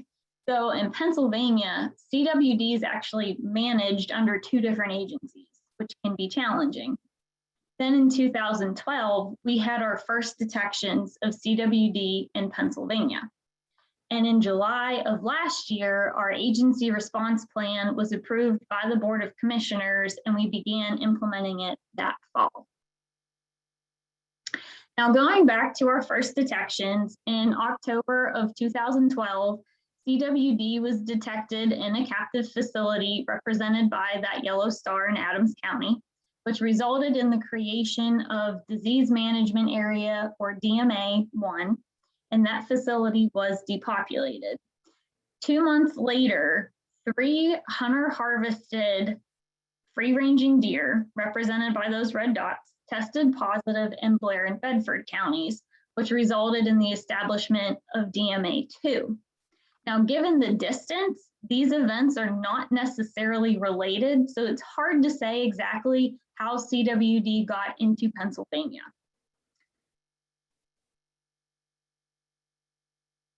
Now, DMA-3 was created in 2014 after CWD was detected in 2 captive facilities in Jefferson County.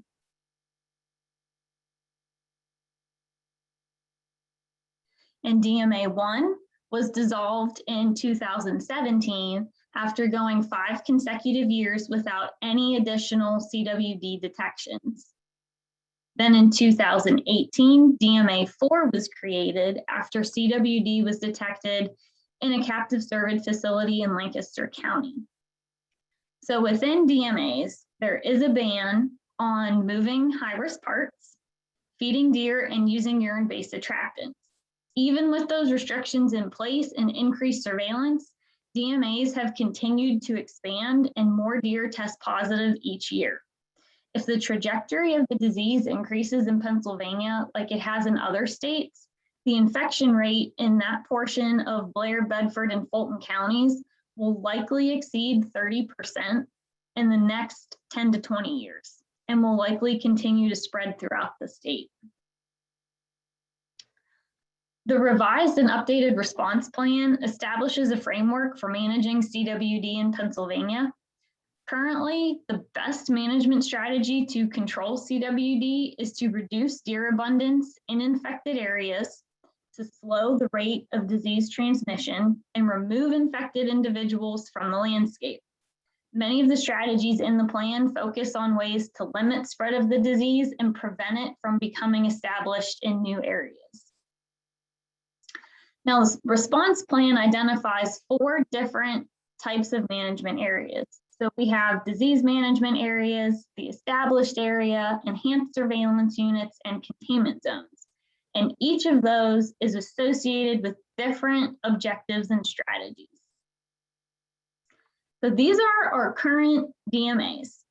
A DMA is created when new CWD detections are found in either free-ranging or captive deer, regardless of proximity to any previous detections. A 10-mile buffer is then placed around each detection.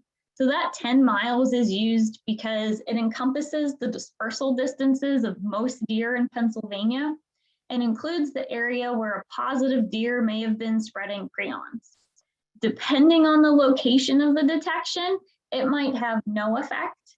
It might result in the expansion of an existing DMA, or it might cause a new DMA to be created. So the purpose of a DMA is to reduce human-assisted spread of CWD.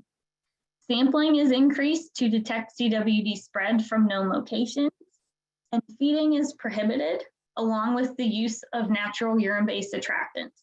Both can cause increased congregation of deer and can therefore increase transmission of the disease. High-risk parts cannot be taken outside the DMA. I'll define high-risk parts more later, but generally, we're talking about the brain and the spinal column. We also increased antlerless allocations in wildlife management units that have had CWD detections to reduce deer abundance and limit spread of the disease. And head collection bins are provided for hunters to submit deer heads for free testing to help increase our sampling and surveillance. Now for the established area, we currently only have one, and it is within DMA 2. So an established area is characterized by CWD detections that occur contiguously across a large area and consistently from year to year. So in an established area, CWD is considered established within the deer population, and coupled with environmental contamination poses a long-term threat to neighboring areas. So this area now covers primarily Blair, Bedford, and Fulton counties, or in terms of wildlife management units, we're talking about 4A and a small portion of 2C. And over 90% of our positives have come from this area. So in an established area, the extent of CWD infection is more significant than in other areas. And the goal here is to maintain sample prevalence at or below 5% and minimize the movement of high-risk parts to other areas.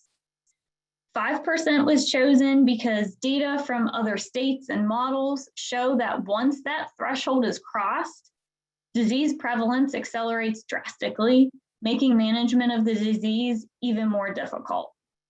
To reach this goal, reducing deer abundance is the primary management strategy for this area. This is done through increased hunter harvest and helps reduce the potential for disease transmission and removes additional positive deer from the landscape. Due to the degree of infection in this area, transport of high-risk parts outside the established area is prohibited, so that is a new regulation for this year. Other DMA restrictions also apply, so there's also no feeding or use of natural urine-based attractants. So I mentioned the goal of 5% or less for sample prevalence in the established area.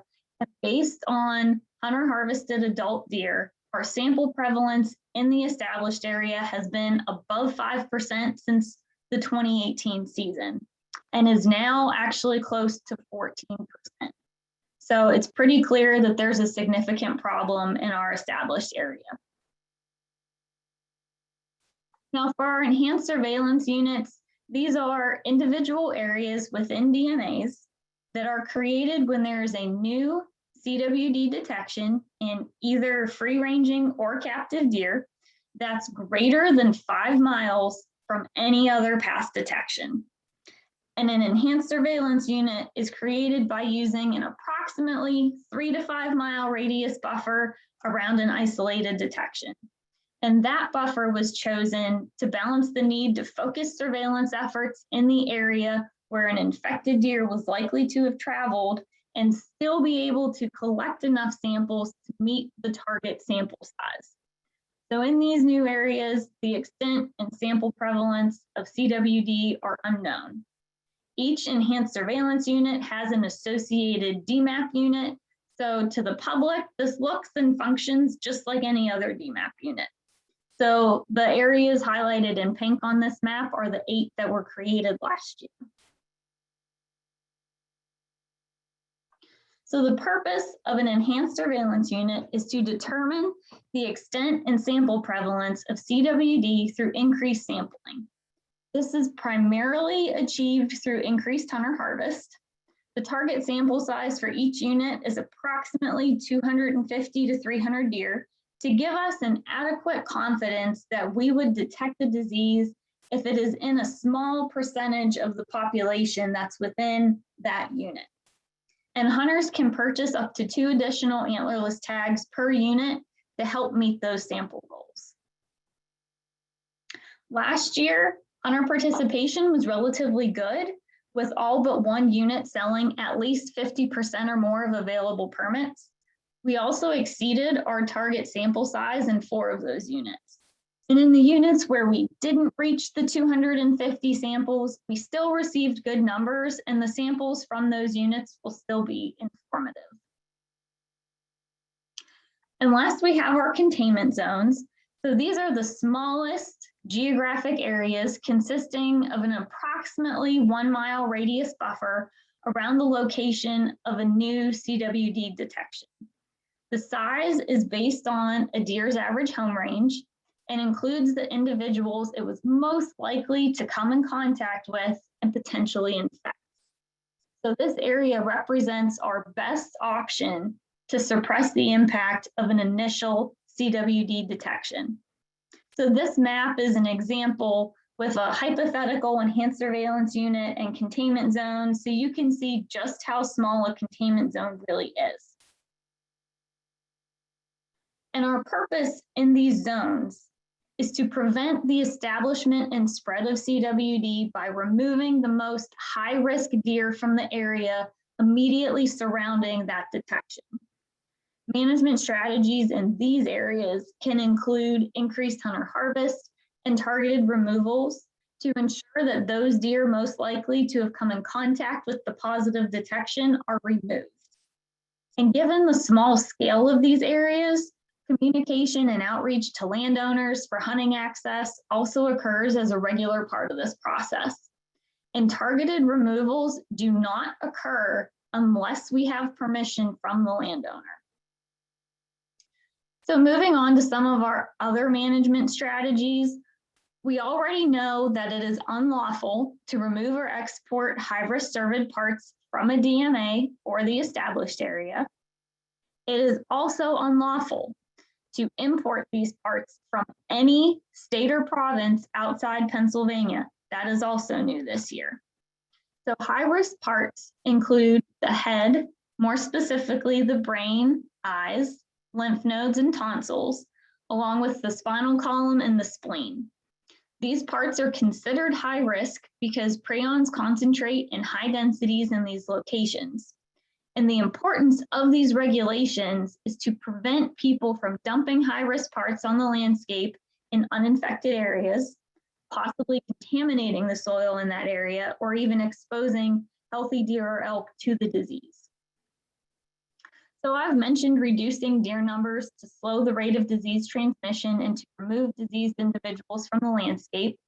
So how exactly do we go about doing that? The best way is to increase hunter harvest and in very specific situations, use targeted removals. We can and have increased hunter harvest in several ways. We can increase antlerless harvest at the wildlife management unit scale, or through antlerless license allocations, or at a smaller scale using DMAP permits and enhanced surveillance units.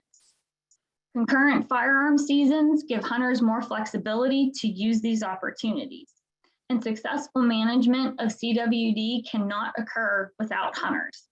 Their cooperation is essential, and removing barriers to participation like limited time to hunt is one way to do this. Targeted removals are an option in certain areas with specific objectives. These are very small scale operations carried out by wildlife professionals from USDA Wildlife Services and only occur post-hunting season. These efforts are heavily dependent on landowner participation, as removals will only occur on properties where access has been permitted. Our surveillance efforts are critical in detecting new cases of CWD and tracking the spread and sample prevalence of the disease. So in addition to testing white-tailed deer, we do also test elk, and nearly all hunter harvested elk are tested along with roadkill and clinical suspect elk. So far, no elk has tested positive and no deer from within the elk management area have tested positive, but we have had over 700 CWD positive deer. And for deer, we collect samples through a variety of methods, including hunter harvest from voluntary samples from head collection bins, which are only located within DMAs, as well as hunter harvest samples collected from meat processors statewide. Contractors are also employed to collect roadkill deer from state and local roads within and around the perimeter of our DMAs. And those are probably our most important samples. They're often the first indication that the disease is expanding into new areas. And clinical suspects are also collected statewide. So to help the public stay current with our sampling efforts, we have a new dashboard that you can access from our main CWD page under CWD test results and surveillance data. It allows you to see our most up-to-date sampling data, and it consists of 3 pages. So there's samples over time, sample prevalence, and sample statistics. And the sample prevalence page you see here contains a series of filters and maps to provide information at different scales. We're also working with Department of Ag to develop one showing information for the captive industry, and it should be available to the public relatively soon. As part of the Game Commission's efforts to effectively manage CWD and other wildlife diseases, the Wildlife Futures Program was started in 2019. And Wildlife Futures is a partnership between the Game Commission and the University of Pennsylvania School of Veterinary Medicine. So this program combines wildlife disease expertise and research from Penn Vet with the Game Commission's commitment to protecting, managing, and promoting wildlife in Pennsylvania. So Wildlife Futures has a CWD diagnostic lab that provides 2 types of testing, including a more rapid test that has helped improve turnaround time. So in other words, we can notify a hunter of their deer's test results within days rather than weeks. And some of the CWD research they're doing includes work to develop a rapid field test for CWD using biomarkers from infected deer, and also development of procedures where dogs are trained to detect CWD in deer feces. And for more information on their research and other services, you can visit the Wildlife Futures website at this link. And we also have this phone number and email available for the public to use for any CWD related questions. So, and that's it. So thank you all very much.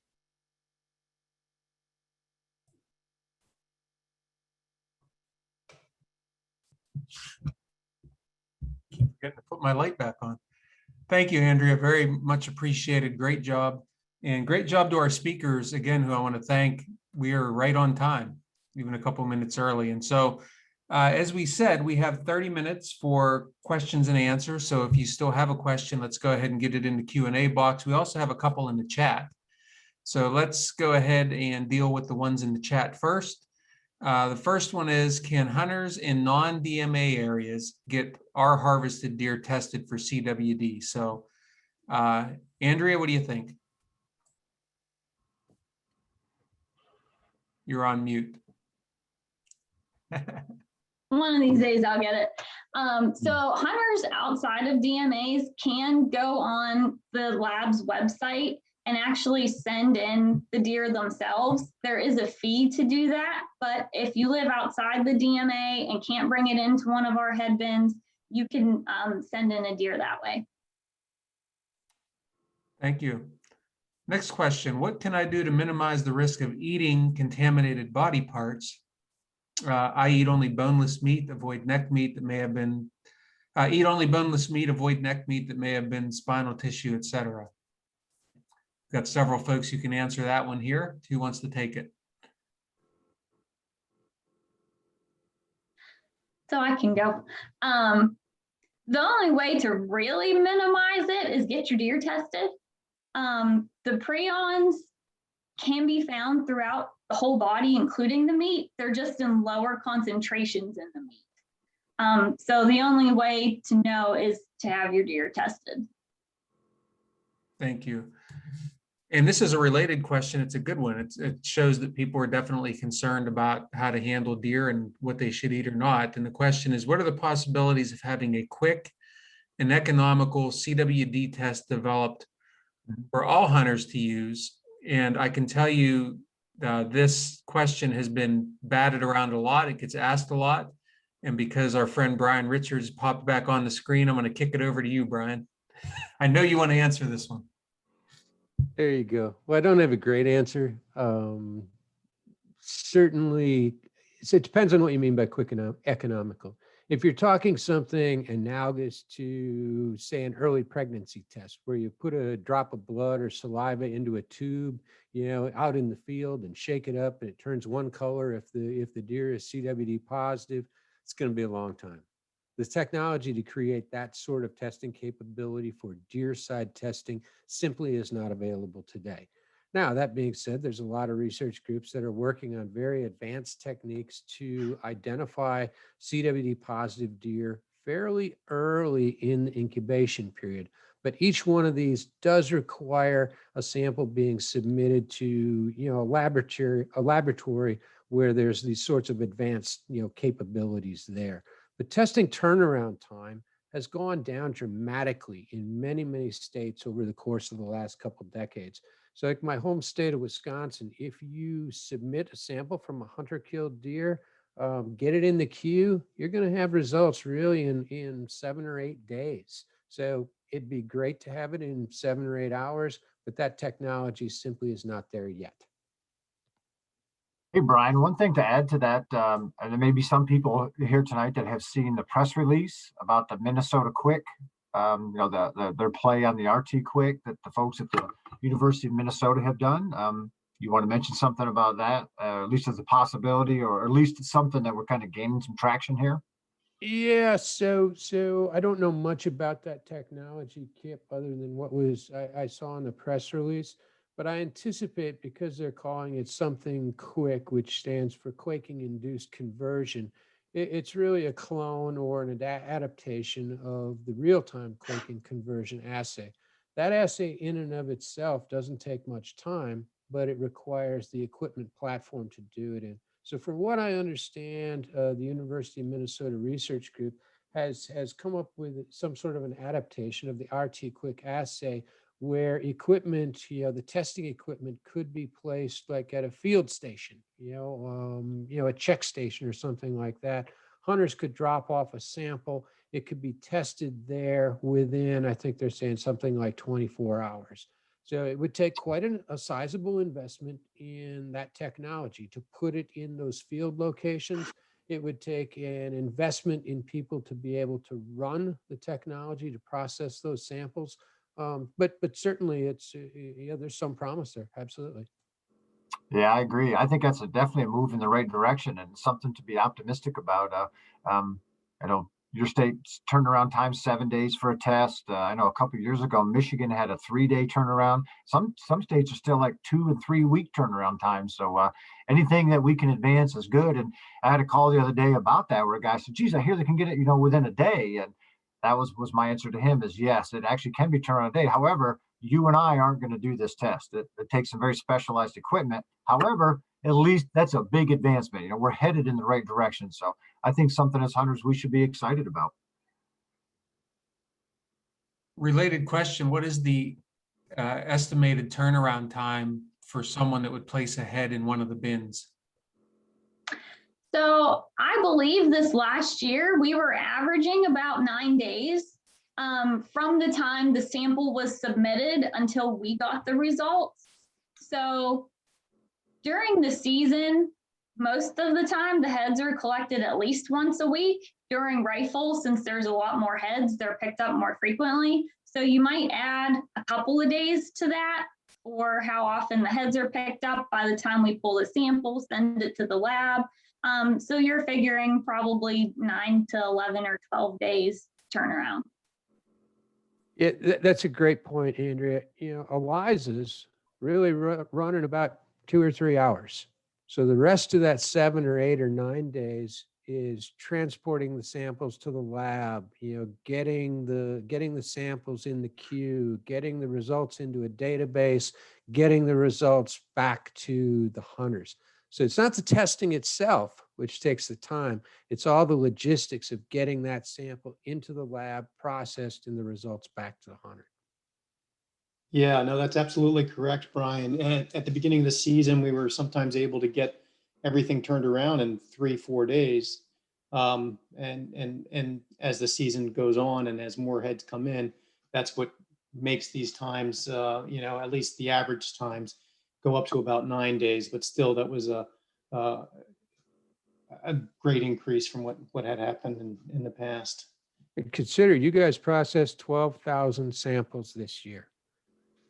You know, turning that Yeah, well, around in an average time of 8-9 days is pretty remarkable. Sure, a hunter would like it the next day, but the logistics are not that simple. So you guys are doing a great job if you can turn them around in that amount of time. That's fantastic. Well, thank you. Thank you. Yeah, no, and in addition, that was just from Pennsylvania. We actually had several other states that we took testing from as well. So there were, you know, there were probably 15, 16,000 that came through the lab. So that's, and again, on the RT Quick, we actually do have the equipment and we're doing some training and experimenting to try to get that technology here as well. And so our lab is devoted to having some training actually coming as soon as next week. And we're working on that. So hopefully we'll be able to add that to some of the Commonwealth testing also. You know, one thing, Scott, I'll add to that as well is Pennsylvania hunters should recognize how fortunate they are relative to the sampling opportunities. Nick and I work in all states that have whitetails, and we work with some of our members and hunters in states that are not nearly as lucky, where it's very difficult, you know, to get to a sampling station. They're much farther travels to, you know, to be able to get to them, much longer time periods afterwards. So not everybody is fighting as hard as the Pennsylvania Game Commission is to provide adequate sampling and fast turnaround. So kudos to the Game Commission and you guys at the university there, you know, making that happen.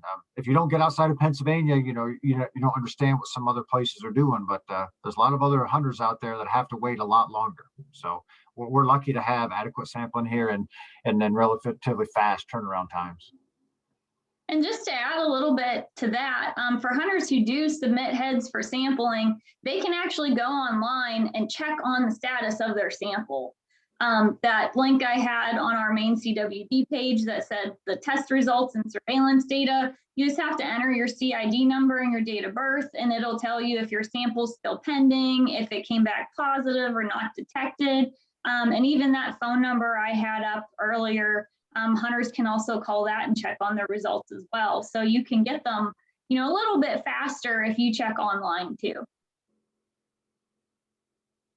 Great, thank you. New question.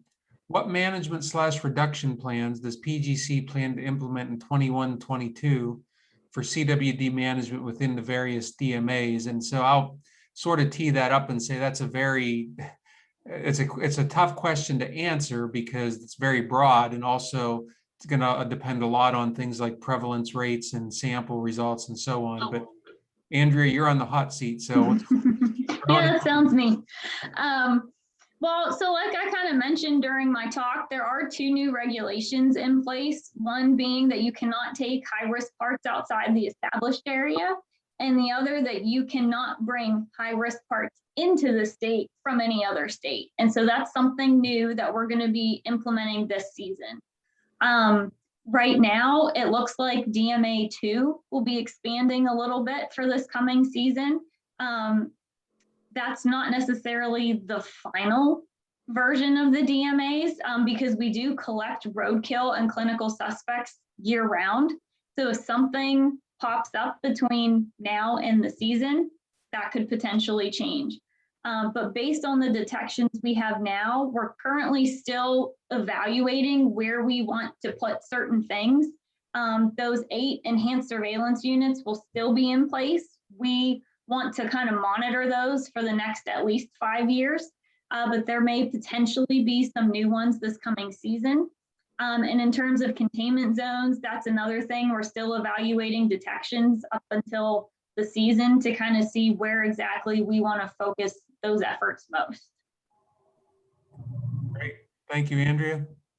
So we are out of questions that have been submitted, but I want to give Mike, if there's anything you want to say, you don't have to, just don't want to put you on the spot, but appreciate you being here. Maybe we can start with you or we can go around. No, I don't really have, have too much to add. I think you guys have covered it pretty well. So I will let it pass here. Okay. Thanks for being here, Mike. We appreciate it. And also same to you and Scott and Eric, if there's anything you want to add with regard to the Wildlife Futures Program that we haven't talked about here. I just wanted to go back to that question that Andrea answered really great about the contaminated body parts. I was just remembering, don't you guys have on that same line of keeping people, minimizing risk, not just by eating contaminated body parts, but by dressing animals in the field? Don't you guys have some good videos that are there for showing people how to safely dress deer in the field at NDA? We have a field dressing video, and we have some processing videos. We don't have one specific to CWD. I have seen some of those videos out of Colorado, so we have done some others. We probably should tailor one specific to that, but the one that we have that is most widely viewed is the one just on field dressing a video that was actually intended for new hunters. Okay, yeah, that's what I saw. So thank you. We had another question come in. Sorry, go ahead, Eric. I was going to add that the other sort of one of the major goals we have going on right now with Wildlife Futures and the Game Commission is using some of these newer modeling approaches to sort of tailor and optimize our management responses, as well as increasing the surveillance across the state. So that's ongoing and using this year's data, so that also could adjust sort of some of the previous question plans for next year. Great. Nick, Kip, there was a real good video that Giannis Patelis, who works for Meat Eater, did a couple years ago, and it demonstrated complete processing of a deer in the field. So all the potentially positive parts, spinal column, everything else is left there in the field. So a 100% boneless butchering, where you can take that meat out with you, leave everything else behind. It was really, really well done. Yeah, there are some resources. That's a good one. And I can even say personally, the first time I ever boned an animal out and took it out of the woods, I said, I can't believe how many deer I've drugged and how far I've drugged them over the years, because it is actually a much easier process to get a deer, especially if you're back a little bit off the beaten path. Not everybody's hunting in an area where they can just drive the truck up and throw it in the bed of the truck. So I would encourage people to learn that skill, because it is very helpful. The question that came in, and this is a good one, during previous presentations, Illinois DNR was not seeing a positive curve as steep as Wisconsin or Pennsylvania. Has Pennsylvania Game Commission reviewed their management strategy? And are there any plans to implement a similar CWD management tool? So I think this is in reference to targeted removal and some of the success that Illinois has had with that practice. So I could take the first part of that with regard to what, Illinois has done over the years. They're a close neighbor, and I've been involved with their management philosophy for nearly 20 years now. The second part, I'd have to turn back over to folks from Pennsylvania. But the Illinois philosophy is giving hunters a swing at it, letting hunters have every opportunity during the deer season in their core CWD area, but then coming in post-season with government sharpshooters. And they use a very, very surgical process. They know where CWD has been detected, especially in animals from the most recent deer season. Then historically, they were able to survey these areas from the air to see where concentrations of deer are in the winter. And so once you know where concentrations are and you know where those animals, where those concentrations had CWD positives in the recent past, then they were attempting to secure landowner permission to put sharpshooters, to place sharpshooters on those small tracts of lands. And so very focused, trying to hit exactly where the CWD positives are. And they've had quite a bit of success doing that. The sharpshooters in Illinois have been able to take CWD positive deer, I think at a rate 4 or 5, maybe even 6 times higher than hunters have. So it's kind of like that analogy of shooting deer or shooting fish in a barrel. They know where CWD is. They know where the deer are. They try and leverage that information to target those positive animals. And they've had quite a bit of success. Now, as far as the Pennsylvania model, I'll turn that over to Andrea. So our plan is essentially just what Brian described. It's very focused. It is in specific areas and has a very specific objective. And that's exactly what our containment zones are. They are around this detection that seems to be on the leading edge of the disease. And if we can knock it out right there, maybe we can stop the disease from spreading beyond that point. In our established area, it's so big, so infected at this point that targeted removal at that scale may not be effective. But the way that we use it in these containment zones is a much more surgical approach with those specific objectives. So yes, we have looked at those plans and we have implemented kind of something similar that works for the landscape we're working with in Pennsylvania. Another questions come in. If I bone a deer in the woods, would it be beneficial to bury body parts to minimize the risk of scavengers spreading those parts? I'll initially answer that and let others jump in here. The most important thing is you're not taking the whole deer out of the management area in the back of a pickup truck. That's the fastest way to spread them. And if you are deboning that deer and you leave the parts there, it's still within that area, which is a good thing. You could bury them. You're gonna have to bury them pretty deep to get them away from scavengers, and you might get yourself into a big project. If it's possible, it certainly can hurt. Who wants to add to that? Yeah, so if you want to bury them, we encourage that. You can leave them at the kill site. And in the established area, now that we have the regulation in place that you can't take those high-risk parts out of the established area, we provide high-risk parts dumpsters in the established area so that you can take it from your kill site, dump it in that dumpster, and that will go to a lined landfill. And that is also a proper way to dispose of it. If you do live in the established area or a DMA, you can also put it in your own trash that goes to a lined landfill. You just can't take it outside of those management areas. Yeah. That's it for the questions. I want to thank everybody for being here tonight. Also our speakers who did a wonderful job once again. And I also want to point out, as Kip had mentioned, we work on this issue from the National Deer Association all across the country. And we can tell you that nobody is working harder on this than the Pennsylvania Game Commission. And just look at the partners that you have on the screen here this evening is just an illustration of that. And I can tell you there are many other partners as well that are part of this. We work on it together. I know I have several meetings a week with the PGC and Penn Vet and others that work on this. Brian and I talk on the regular, and we talk a lot about Pennsylvania. And so it's been all hands on deck. in terms of reaching out to all of the top experts across the country. So you're in good hands here. We're all in good hands here. And I just want to make sure to point that out to the crowd. So with that, thank you all for being here. And by the way, this is being recorded.